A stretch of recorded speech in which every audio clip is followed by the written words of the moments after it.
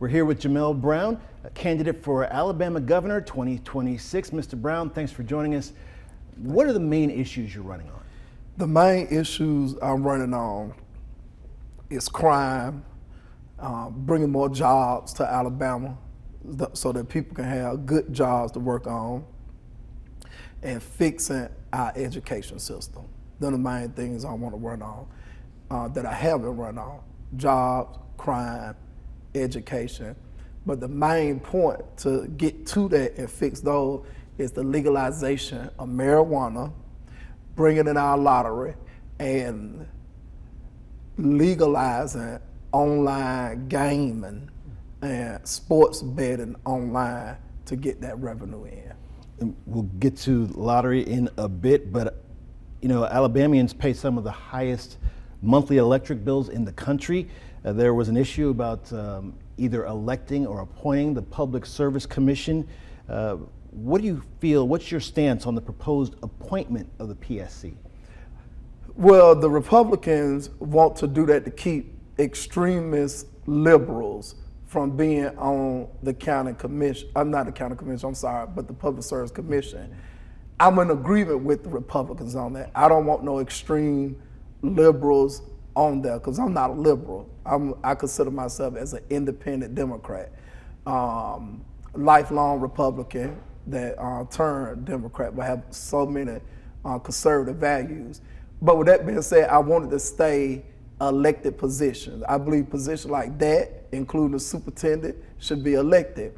But I need to get Alabama to a point where we're no longer reliable on electric bills and more reliable on solar, wind, and natural things to power up our homes. So that's why I want to invest more in, but that's my stance on that. Because I have a high electric bill. It was $300-something a month, and I only had a one-bedroom apartment where I stayed. I said, this bill ain't never been this high before, and I was very mad about that. But just imagine how many other Alabamians got more than that, and are already struggling. Dozens of rural hospitals are in danger of closing. The state is getting $500 million to improve rural health care. How do you feel is the best way to spend that money? To help keep those hospitals from being closed. I have found a newfound love of the rural areas, places like Wilcox, down there, places like Mosses, Alabama, Eufaula. They need these healthcare facilities, and they need to stay open. You have people that I have met that travel 30, sometimes 40-some minutes just to get basic medical and healthcare needs. We need to invest in our rules. We need to put as much as money as we can to make sure they say, instead of worrying about places like Jackson Hospital in Montgomery that misappropriate their finances, and the governor have to keep on trying to bail them out, the city council down there and the county commissioner. Let's look at investing more in our rules. So we need to save them. We need to use that money to help save them. Violent crime is down across the country. Some cities still have some issues. For example, the state got involved with Montgomery. Not sure how much that actually helped their situation, but their numbers are down as well. Do you feel that the state should be involved in fighting local crime? No, and this is why I say that. The Republicans has a agenda to undermine mayors, elected mayors, like Birmingham Mayor, Woodford, and our mayor, Stephen Reed.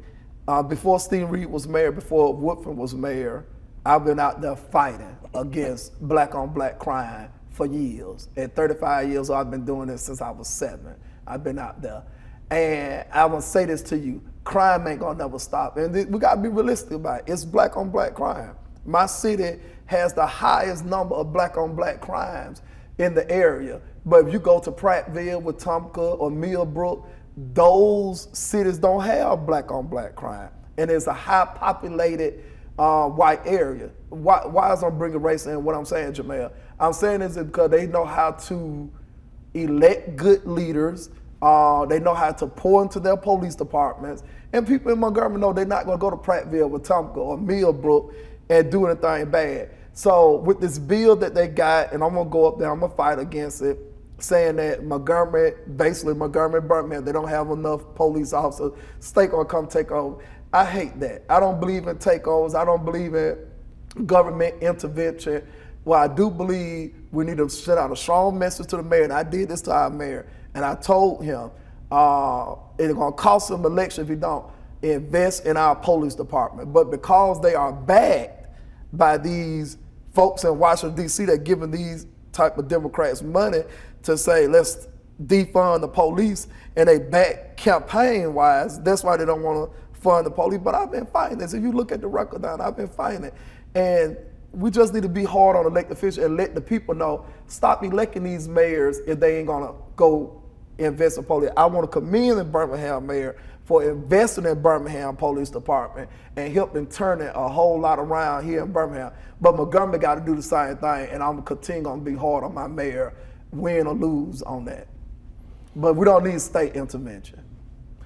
In the Birmingham area, there was a backlash recently over a possible move of an Islamic school from Homewood to Hoover. It eventually was blocked. It did not happen. Should the state get involved in issues of culture, or should that be handled locally? That should be handled locally. I think that is a conversation we don't need to talk about. And there's other candidates that, took it on themselves to talk about it. And when you continue to talk about sensitive topics like that that should only be dealt with locally, you start alienating people. And I don't think that's something, we all should be talking about. Just let them handle that. And kind of expanding on that, a lot of people say Alabama politics rely too much on these culture war issues instead of focusing on pocketbook issues like jobs, healthcare, infrastructure, public safety. As governor, how would you balance those two things? I'll balance it by allowing, once again, local issues to deal with local issues. My opinion, the state government job is to take care of state business and to assist cities like Huntsville, Montgomery, Prattville, Dothan, Mobile with state assistance. But some things the state needs to stay out of, just like I feel like there's a lot of things the federal government should stay out of when it comes to state business. That's why one of the things I want to do is demolish our Department of Education down here. I don't believe the state should, the locals should rely on the Department of Education, but put the power of education back into the hands of local school board. Because if you have a local school board, a local superintendent, why the hell we need a state school board and a state superintendent for them to lead on jobs and get better jobs over there in the private sector or more over? So I'm not with state intervening in it at all. I want to handle the state pocketbook. I want to handle on roads, bridges, medical facilities. I want to get tax off of property and reallocate that money to help better serve what we need in Alabama. I'm not going to want to focus on issues going into municipalities and counties. Prisons. Alabama prisons are some of the worst in the country. People are dying at high rates. They're putting $1 billion into a new facility, 4,000 beds, but it really doesn't deal with the outdated prisons and overcrowding. As the deaths in the state prisons continue to rise, what reforms would you like to see as governor? That's a good conversation that you brought up. The new prison should not be built anyway. That money and an investigation should go on because from my understanding and everybody else, that was money dealing with the COVID relief. So fact check me if you would want on that. But building new prisons is not the answer, number one. Number two, we need to go into the prisons and clean up the system. It's so much of corruption that's going on in the prison system with inmates making hundreds of thousands of dollars and even millions of dollars just in the prison system and ordering certain killings and different things out there on the street. And this is facts. This is stuff that has been investigated and fact checked. So we got to clean up the corruption out of it. And not on that, I'm big on releasing non-violent folks that is in our prison system. Get them the help they need educationally, health-wise, and mentally.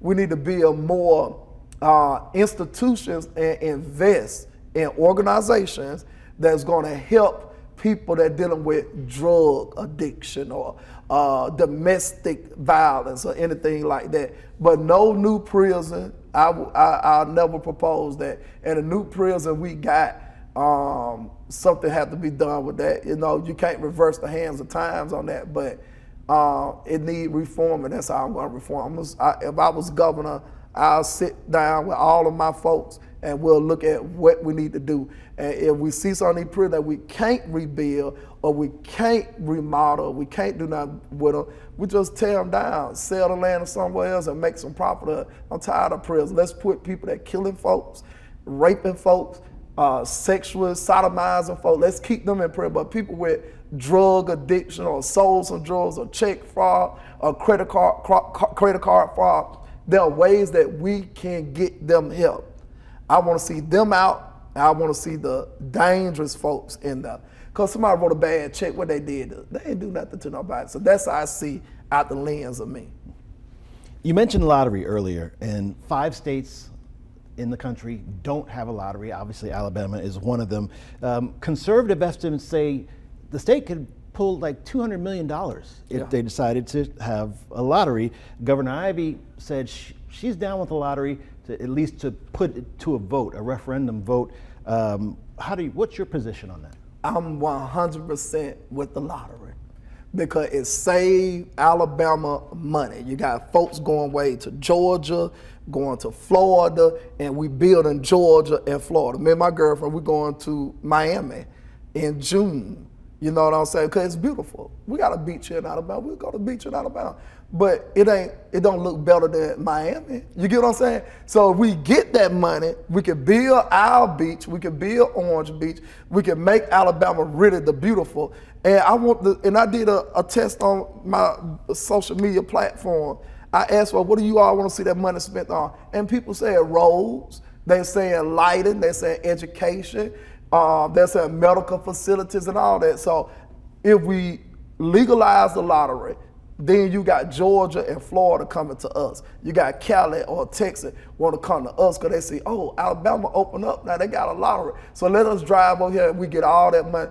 You say 200 million, hell, it probably be 500 million. You never know until we get into it, but it should have been like that. But because 15 years ago, and I was out there fighting like hell, it was because Alabama a conservative state. But they want to be so conservative, but still have so many bad backgrounds and ethics, but they want to be conservative. Let's legalize the lottery. I don't care what nobody do with their money. How about the CHOOSE Act? Education in terms of Alabama ranks 39th in funding per $1,000 per student, K through 12 public schools. Alabama now has the CHOOSE Act, giving state funds to folks who want to pull their kids out of public school to put them in private school or homeschooling. Is this an appropriate way to use state funds, and what methods would you support for funding public education? Yes, 100%, I agree with it. I'm a high school dropout. I dropped out not by choice, but it was by force. One of my parents wanted me to drop out and get a job. So I went to Georgia, got my high school diploma. And I'm gonna tell you something that I had never told nobody before, but I'm very smart. My conduct was bad. But when I got to the 10th grade, some stuff, when it came to certain tests, got difficult for me that I did not learn in the 9th, the 8th, the 7th, the 6th, and the 5th grade. So that was one of the things that kind of made me happy that she wanted me to drop out of school. But I don't feel like the state should have no input with the education system. I'm gonna go harder than that. We should not rely on no type of exams, but like how I was coming up, and I think you too, They relied on the SATs in order to graduate and just got a good grade in school. So I'm in agreement with that. Let parents decide with their kids what education good for them. A lot of homeschooling is good. A lot of private schooling is good. Kids shouldn't have to be forced to go to public schools. So I agree 100% with that, and that's something I'm gonna stand behind. And not sure if you're a big sports fan or not, but you know now a hot topic is a name, image, and likeness. And some of these kids are pulling millions of dollars a season. And also Alabama and Auburn, they make $425 million in revenue a year. Just those two universities, and obviously there are a lot more colleges and universities in the state than that. Should the state have a role in managing that money and deciding who gets the funding? No. If they made that money themselves, let them deal with how they do their own money. All right, that was the last question I had for you. Yeah, this that's is it. Jamel Brown, candidate for Alabama governor for 2026.